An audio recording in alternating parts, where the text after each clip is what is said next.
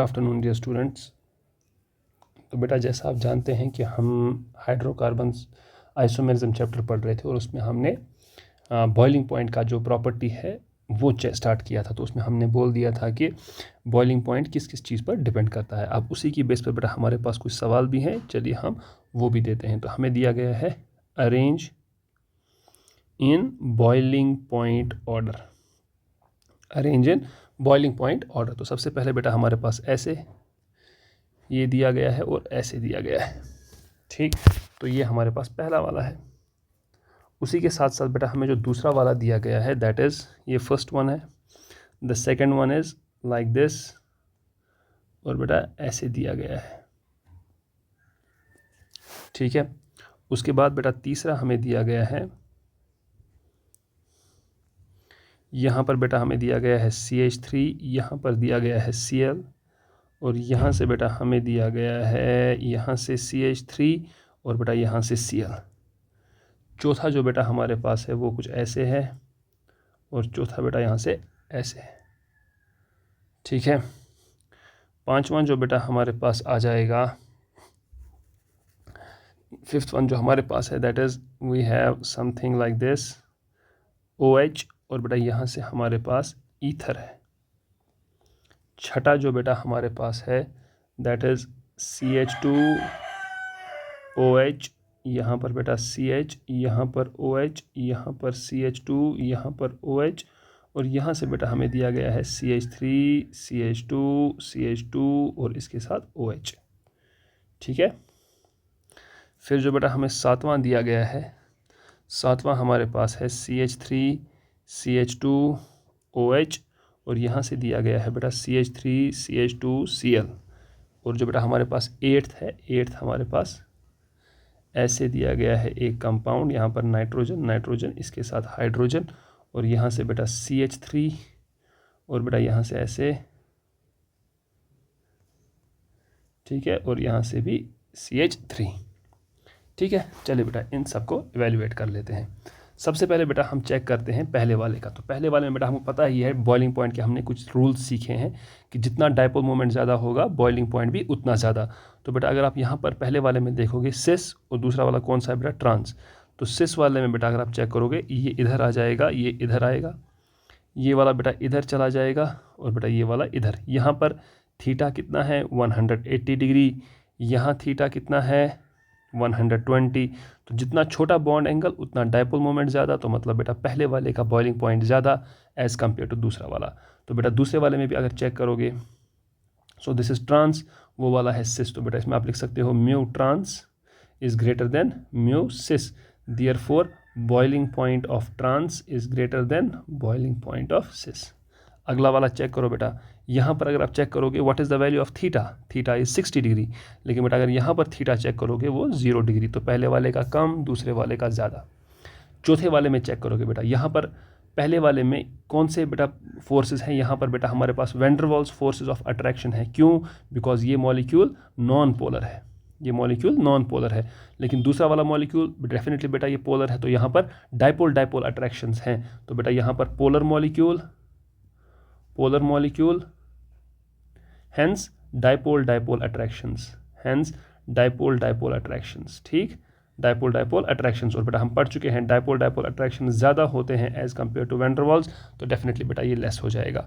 Fifth वाले में बेटा यहाँ पर तो बेटा अल्कोहल है, अल्कोहल में हाइड्रोजन बॉन्डिंग है, ये ईथर है, नॉन पोलर मॉलिक्यूल है, डेफिनेटली बेटा पहले वाले का ज़्यादा as compare to second. Alcohol is polar and ether is बेटा नॉन पोलर, क्लियर। अब देखो बेटा छठे वाले में दोनों के दोनों अल्कोहल हैं, लेकिन पहले वाले में 3 OH ग्रुप हैं, दूसरे वाले में एक ही है, डेफिनेटली बेटा पहला वाला। अब देखो बेटा सातवें वाले में यहाँ पर अल्कोहल है और क्लोरीन है। बेटा इस अल्कोहल में क्या होगी, इसमें होगी बेटा intermolecular hydrogen bonding, intermolecular hydrogen bonding, ठीक है। अब दूसरा वाला मॉलिक्यूल बेटा जरूर इसमें डायपोल डायपोल अट्रैक्शंस है, डायपोल डायपोल अट्रैक्शंस है, but dipole dipole attractions are less as compare to hydrogen bonding. पहले वाले का डायपोल ये बॉइलिंग पॉइंट ज़्यादा as compare to this one. Last वाले में बेटा इसमें होगी पहले वाले में हाइड्रोजन बॉन्डिंग, दूसरे में कोई हाइड्रोजन बॉन्डिंग नहीं है, देयरफॉर बेटा पहला वाला यहाँ पर क्या होगी H बॉन्डिंग, क्योंकि हमारे पास हाइड्रोजन जुड़ा हुआ है एक मोर इलेक्ट्रोनेगेटिव एटम से, लेकिन इस दूसरे वाले में हाइड्रोजन नहीं जुड़ा है मोर इलेक्ट्रोनेगेटिव से, तो यहाँ पर क्या होगा, van der Waals force of attraction. अरे बेटा, van der Waals force of attraction से हाइड्रोजन बॉन्डिंग तो बहुत ज़्यादा स्ट्रॉन्ग है, तो डेफिनेटली पहले वाले का बॉइलिंग पॉइंट ज़्यादा आ जाएगा। क्लियर। तीसरी प्रॉपर्टी जो बेटा हमें पढ़नी है, that third property is melting point. तीसरी प्रॉपर्टी क्या है बेटा, मेल्टिंग पॉइंट। अब देखो बेटा, मेल्टिंग पॉइंट का मतलब क्या हुआ, सॉलिड से लिक्विड में जाना। ठीक है बेटा, सॉलिड से लिक्विड में जाना। देखो क्या लिखते हैं बेटा, हम लिखते हैं बेटा, melting point is directly proportional to, melting point is directly proportional to crystal lattice, है ना, is directly proportional to crystal lattice. मतलब बेटा जितनी ज़्यादा क्लोज पैकिंग हुई होगी is directly proportional to crystal lattice energy, crystal lattice energy. और crystal lattice energy किस पर डिपेंड करती है, which in turn depends upon closed packed structure, which depends upon closed packed structure, कि कितनी ज़्यादा बेटा आपने क्या की होगी, पैकिंग जितनी आपने क्लोज रखी होगी ना बेटा, उतना ज़्यादा क्रिस्टल लैटिस एनर्जी होगी और उतना ज़्यादा बेटा मेल्टिंग पॉइंट आएगा। ठीक है बेटा। नाउ अब यहीं पर बेटा मैं आपके लिए इंपॉर्टेंट लिखता हूँ एक चीज़, क्या, हाउ क्लोजली ए सॉलिड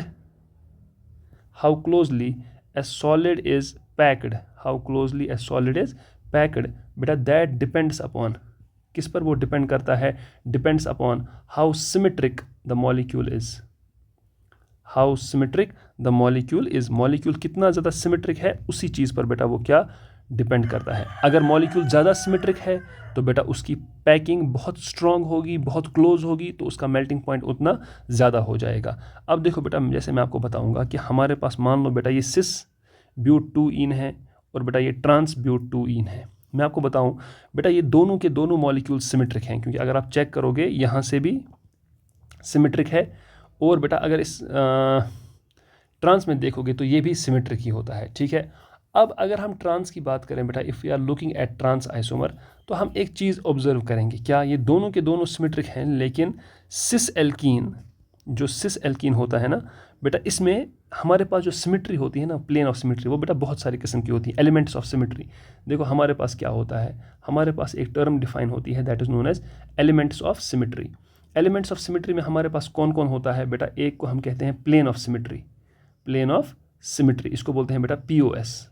दूसरे वाले को बोलते हैं बेटा सेंटर ऑफ सिमेट्री, क्या बोलते हैं, सेंटर ऑफ सिमेट्री, जिसको बोलते हैं बेटा COS। तीसरे को कहते हैं बेटा एक्सीज ऑफ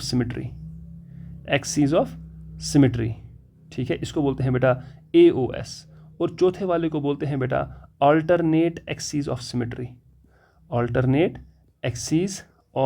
सिमेट्री, बेटा इसी को बोलते हैं AAOS। ठीक है। अब चेक करो बेटा इसमें हुआ क्या, अगर आप बेटा ये चार देखोगे ना, ट्रांस एल्कीन में ये चारों के चारों होते हैं, मतलब इसमें POS भी होता है, इसमें COS भी होता है, इसमें AOS भी होता है और इसमें AAOS भी होता है। लेकिन सिस एल्कीन में बेटा सिर्फ होता है POS और सिस एल्कीन में सिर्फ होता है एक्सीज ऑफ सिमेट्री। ये ध्यान में रखिएगा बेटा, सिस एल्कीन में सिर्फ 2 ही एलिमेंट्स ऑफ सिमेट्री हैं, ट्रांस में 4 हैं। देयरफॉर बेटा हम बोलते हैं trans is more symmetric,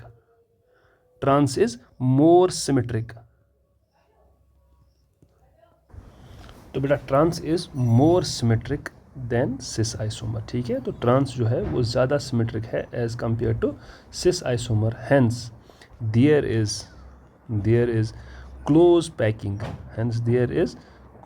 packing in trans isomer as compared to cis isomer। ठीक है, तो सिस के मुकाबले में ज़्यादा होती है क्लोज पैकिंग, कहाँ पर, ट्रांस में। तो हम क्या कहेंगे, melting point of trans isomer is more as compare to cis isomer.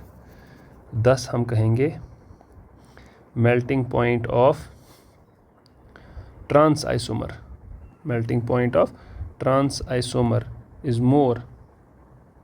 is more than cis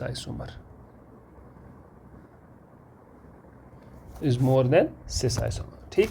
तो ये हमने इसमें भी देख लिया कि हमारे पास मेल्टिंग पॉइंट का ऑर्डर क्या है। ठीक, एक और बेटा यहीं से इंपॉर्टेंट पॉइंट पढ़ लीजिए, melting point is directly proportional to compactness, ठीक है, is directly proportional to compactness of the structure. मतलब बेटा स्ट्रक्चर जितना ज़्यादा कॉम्पैक्ट होगा ना, जितना ज़्यादा कॉम्पैक्ट होगा उतना ज़्यादा मेल्टिंग पॉइंट हो जाएगा, ठीक।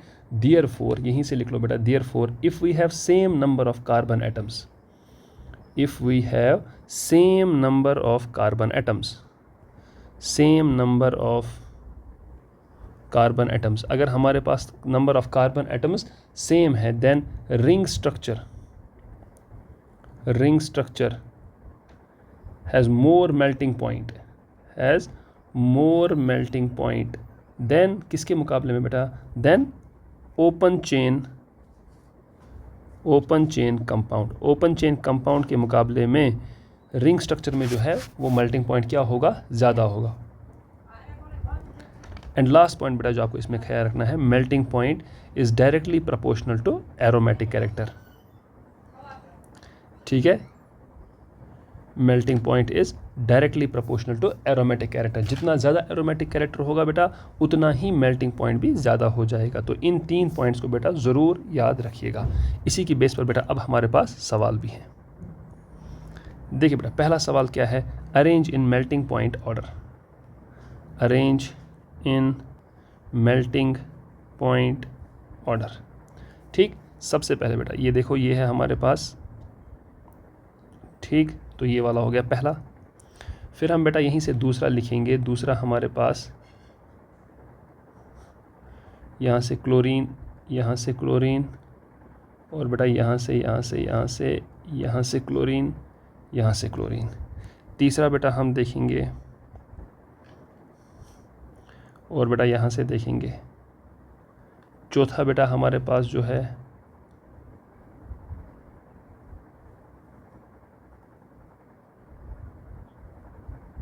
ठीक है, हाँ हो गए 4। पांचवा बेटा हमारे पास जो है दैट इज़ हमारे पास ये वाला, हमारे पास बेंजीन, और बेटा हमारे पास एंथ्रासीन भी है, ठीक।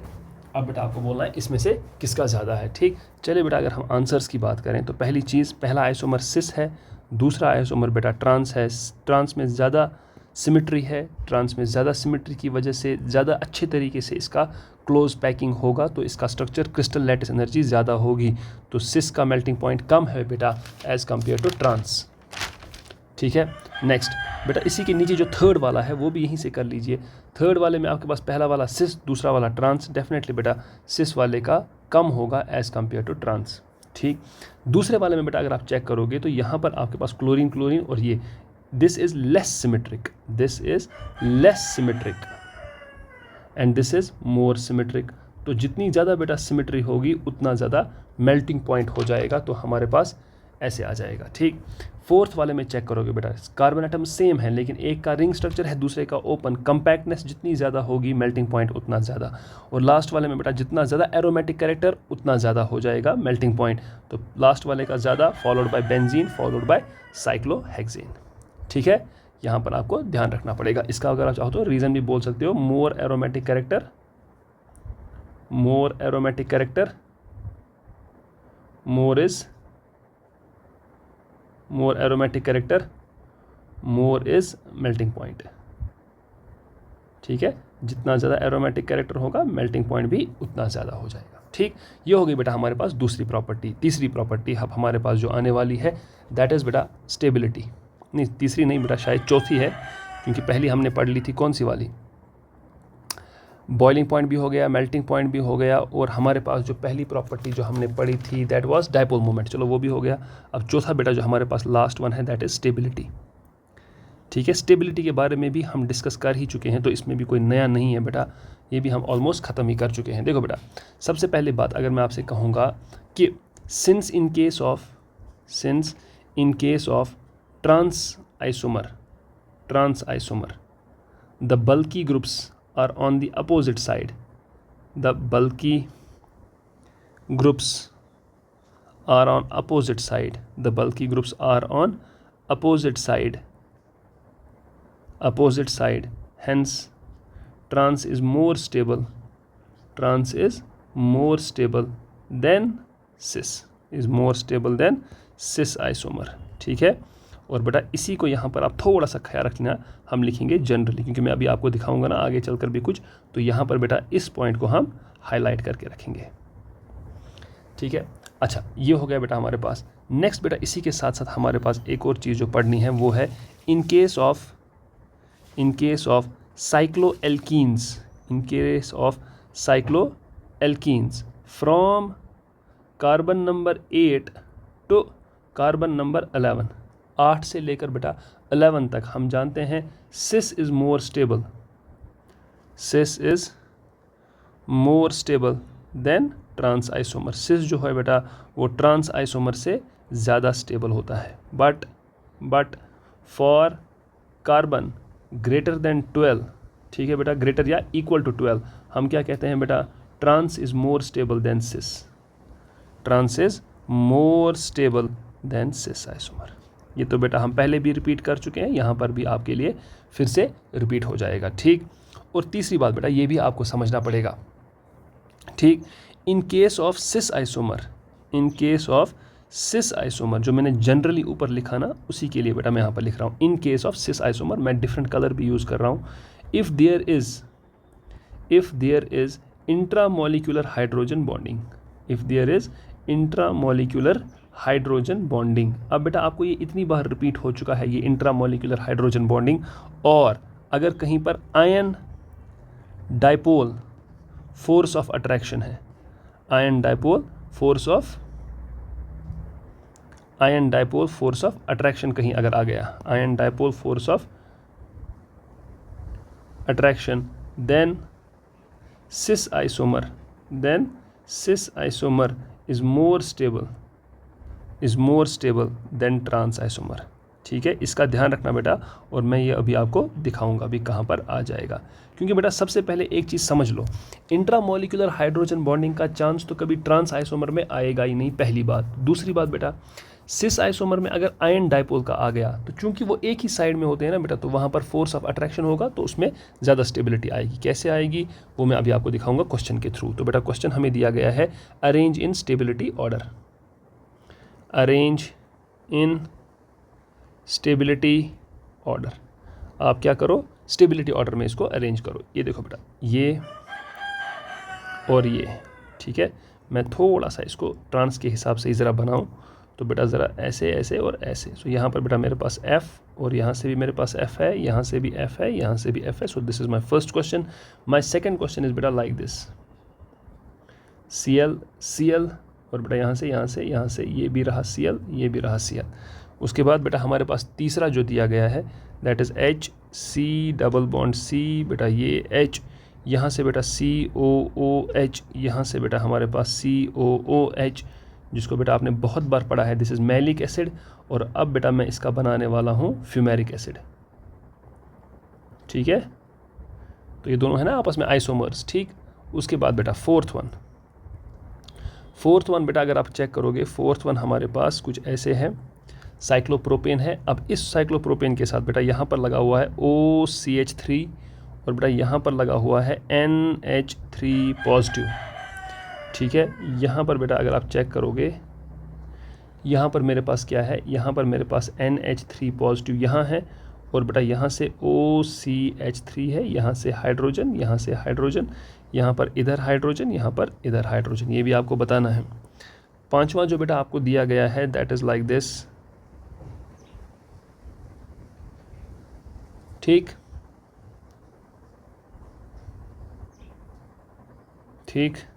सिक्स्थ वन जो बेटा आपको दिया गया है,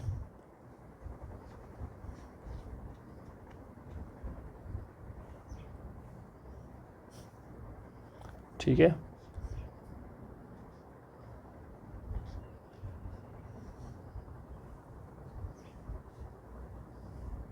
ठीक है, साइक्लोऑक्टीन बेटा ऐसे ही होता है। ठीक, यहाँ पर बेटा हमारे पास बॉन्ड यहाँ पर है। ठीक है, अच्छा 8 मेंबर है ना आगे ना इसमें, 8 मेंबर्स, तो वो भी हम काउंट अभी थोड़ी देर में करेंगे। और फिर है बेटा हमारे पास सेवंथ जो लास्ट है हमारे पास, वो कुछ ऐसे है।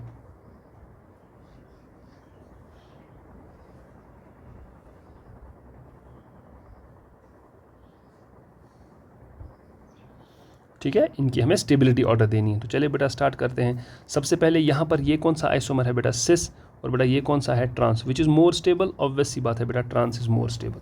ठीक है, अब बेटा यहाँ से आपको चेक करना है, देखो क्या है, यहाँ पर आप देखोगे जनरल जो एक्सपेक्टेड ऑर्डर है दूसरे वाले का, ये दूसरा वाला और पहला वाला बेटा बहुत इंपॉर्टेंट है। एक्सपेक्टेड ऑर्डर जो बेटा आप करोगे वो आप करोगे कि trans is more as compare to cis, लेकिन बेटा इसका जो एक्चुअल ऑर्डर है, इसका जो एक्चुअल ऑर्डर है that is cis is more as compare to trans. अब आप बोलोगे सर कैसे हो गया, तो बेटा वो ऐसे हो गया कि यहाँ पर असल में कंजुगेशन चल रही है। ठीक है, कैसे कंजुगेशन चल रही है सर, बेटा ये पाई बॉन्ड इधर और बेटा ये पाई बॉन्ड इधर आ रहा है। ठीक है, तो आप उसकी वजह से देखोगे इस पर क्या है पॉजिटिव चार्ज, इस पर क्या है नेगेटिव चार्ज, तो बेटा इन दोनों में जनरेट हो जाती है फोर्स ऑफ अट्रैक्शन। लेकिन अगर इस वाले केस में भी कंजुगेशन हम दिखा दें, अगर हम यहाँ पर भी ये कंजुगेशन चला दें, यहाँ पर बेटा no force of attraction, no force of attraction. क्यों नहीं बेटा फोर्स ऑफ अट्रैक्शन, बिकॉज बेटा वो बहुत दूर है, यहाँ पर बेटा आपके पास फोर्स ऑफ अट्रैक्शन हो जाएगा।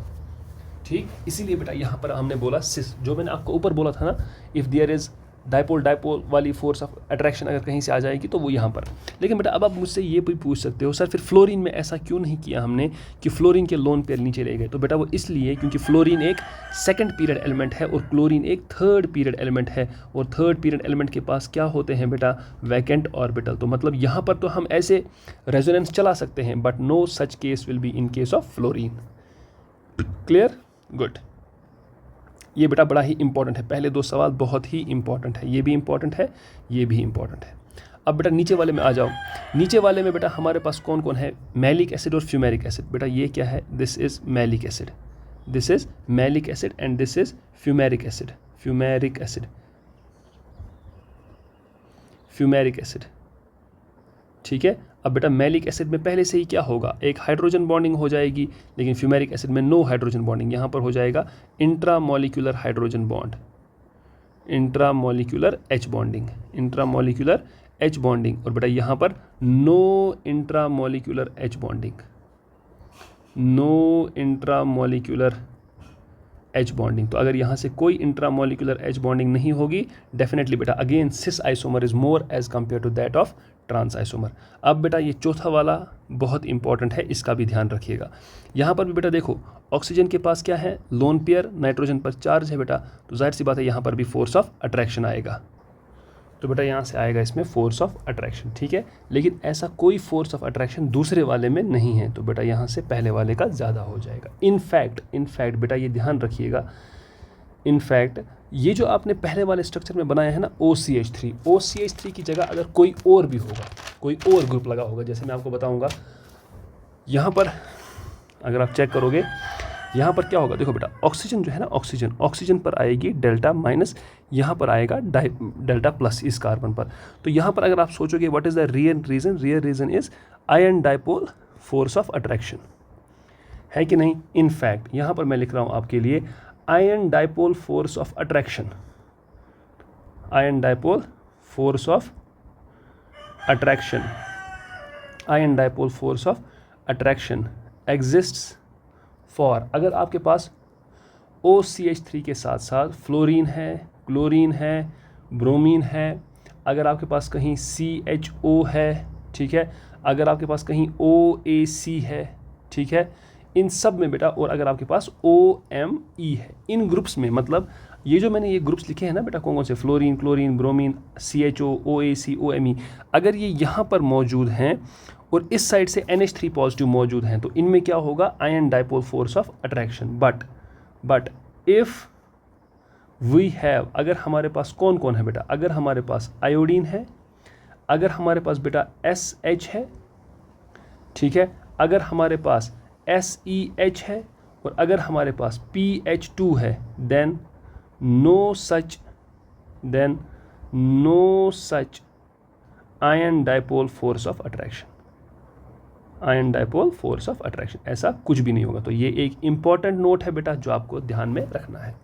अब बेटा चलिए हम फिफ्थ पार्ट पर चलते हैं। फिफ्थ पार्ट बेटा हम देख रहे हैं यहाँ पर 10 कार्बन एटम्स हैं, कार्बन एटम्स 10 हैं, इसमें भी 10 हैं, और हम जानते हैं 8 से लेकर 11 तक सिस वाला more stable as compare to trans. तो पहला वाला चूंकि ट्रांस है, दूसरा वाला सिस है, डेफिनेटली ये स्टेबल होगा। अब बेटा दूसरा वाला भी 8 मेंबर का रिंग, ये वही 8 मेंबर का रिंग, यहाँ पर भी बेटा cis is more stable as compare to trans. ठीक है, तो इन दोनों के लिए बेटा जो रीज़न है up to 11 carbon atoms, up to 11 carbon atoms from C8। ठीक है, cis is more stable than trans, cis is more stable than trans. Cis isomer जो है वो ट्रांस के मुकाबले में ज़्यादा स्टेबल है। और लास्ट वाला बेटा जब आप करोगे, यहाँ पर कार्बन गिन लो बेटा, 1 2 3 4 5 6 7 8 9 10 11 12 कार्बन, और 12 कार्बन बेटा ट्रांस मोर स्टेबल होता है एज कम्पेयर टू सिस। तो बेटा यहाँ से इधर हाइड्रोजन, इधर हाइड्रोजन, यहाँ से तो ये ट्रांस है, यहाँ पर इधर हाइड्रोजन, इधर हाइड्रोजन, ये तो सिस है, तो trans is more stable as compare to cis isomer. I hope बेटा ये आपको समझ में आया होगा। तो इस तरह से बेटा हमारी चारों प्रॉपर्टीज़, डाइपोल मोमेंट हो, बॉइलिंग पॉइंट हो, मेल्टिंग पॉइंट हो या स्टेबिलिटी हो, उन चारों को हमने यहाँ पर अच्छे से डिस्कस कर लिया है। आई होप आपको ये समझ में आया होगा। कहीं पर भी कोई डाउट हो तो please don't hesitate in asking your doubts in the comment section, या आप मुझसे और भी किसी तरीके से, जैसे आपको मेल में पूछना हो तो वो भी पूछ सकते हो। ठीक है, so with these words I take your leave. अल्लाह हाफिज़।